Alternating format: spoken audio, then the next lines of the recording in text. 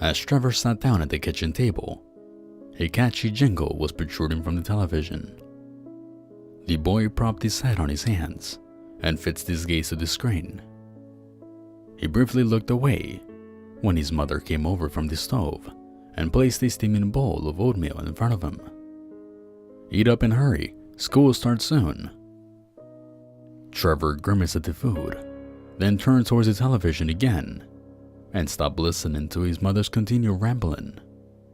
The commercial on the screen had him transfixed. A shrill voice sang praises on a hot new cereal. The Inside Out had just gone on sale and was a hit according to most kids at Trevor's middle school. In contrast to some old classics, it wasn't filled with chocolate, but coated in it. Thus the name.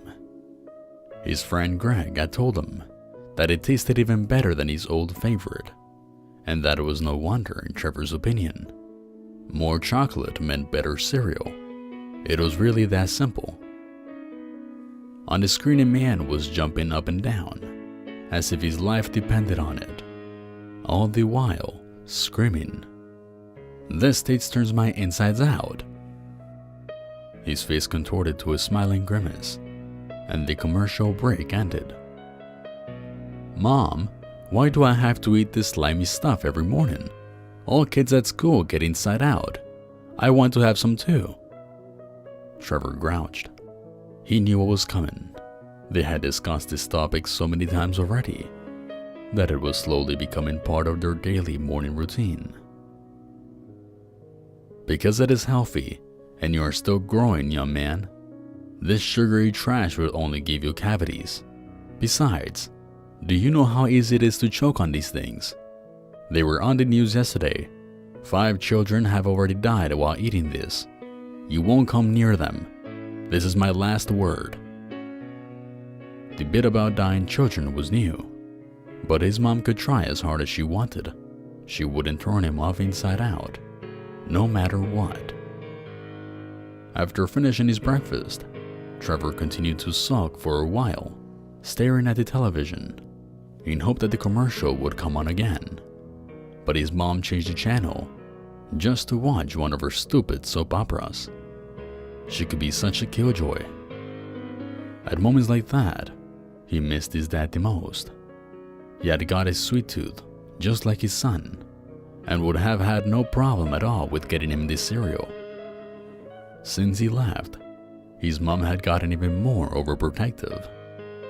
He didn't even get any allowance that he could use to buy this cereal, or some comic books for that matter. "What's the problem? Did your mom spat on your lunch?" Trevor sat down at his desk while explaining his unpleasant morning to his friend. "Aw man, sucks to be you." Greg patted the other boy on his shoulder. "Cheer up, man. I might have just the idea to help you out. I still have this month's allowance. What about a deal, Trev?" Greg's grin betrayed him. He knew that he got his friend hooked. But Trevor was willing to let him enjoy himself some more, if that meant he would get some money to buy the cereal. "Alright, what do you want me to do? Snort some salt like last time? Do I have to climb the gym?" "Nah man, I've got a new kind of dare for you. Have you heard about the kids choking on Inside Out? Yeah, if you check the internet, you can find theories on their deaths. Who is dumb enough to choke on a piece of cereal anyway? You must be a damn glutton to achieve that.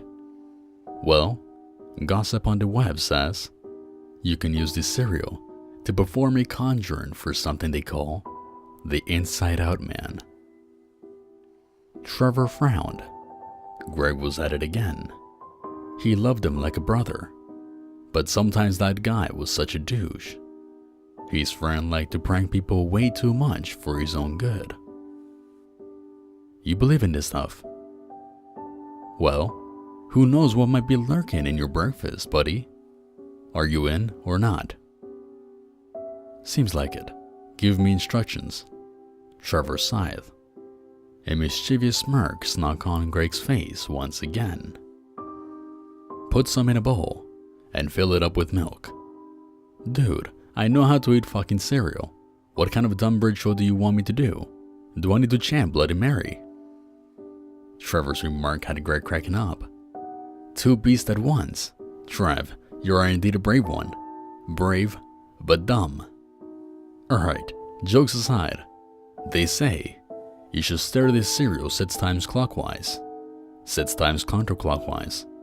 And don't forget to film it for me. I want proof. Greg pulled a wallet out of his backpack and handed Trevor a $5 bill. Trevor balanced his phone against a glass of water so that the camera on the front could film him performing. He pulled the box of Inside Out from his backpack. Thank God that his mom wouldn't be back from work till the evening. He had been able to go to the store and buy the cereal, and still had more than enough time left. Filled to the brim with excitement, the boy set his phone to record and ripped open the sturdy cardboard box. He took out the plastic bag, which contained the cereal. Pressing it around a bit, he could already feel the surprise toy between the chocolate-covered balls. After he poured some cereal into a bowl, Trevor was able to grab the toy and yanked it from its sugary grave. An amulet full of runes made to look old, but consisting of cheap plastic. It reminded him of an old B-movie prop. Trevor and Greg had streamed an old 70s horror movie on Greg's tablet during a sleepover in the past month. The toy looked like something they could have used in that flick.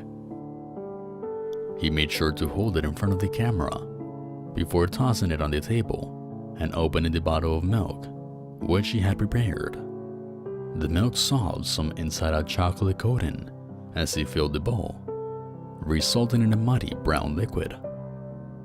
Trevor solemnly rose his spoon towards the camera, then plugged it into the cereal. He counted out loud as he swirled the milk clockwise. His chant was accompanied with the occasional clatter of the spoon hitting the bowl's rim. He continued with the counterclockwise stir, and as it reached the 6th round, the milk began reeking sour. As he finished the rotation, the liquid clotted and pulled at the spoon. Trevor let go of the cutlery. The milk had become so viscous that it did not move, but remained upright. The boy heard the kitchen door swinging open. "Mom, come over. Something's wrong here. Mom!" he shouted. Tears emerged from his eyes, but no one answered. He turned around to face his mother. Where she should have been standing stood the intruder. Trevor could not help gagging when his gaze settled on its appearance. Humanoid in form only, the entity took a step towards the boy. Its body was mostly encased by yellow bone, while flaps of sinew and skin were oozing out of cracks that seemed to form its joints. The belly was an exception. The being's guts hang out in the open, swinging left and right with each stride it took. Its brain sat on top of a small sphere of bone and muscle, the eyes sprouting forward on short appendages, similar to a snail's eyes. Before Trevor truly stood, a man turned inside out. Its cold, hard fingers felt like dead tree branches on the boy's skin.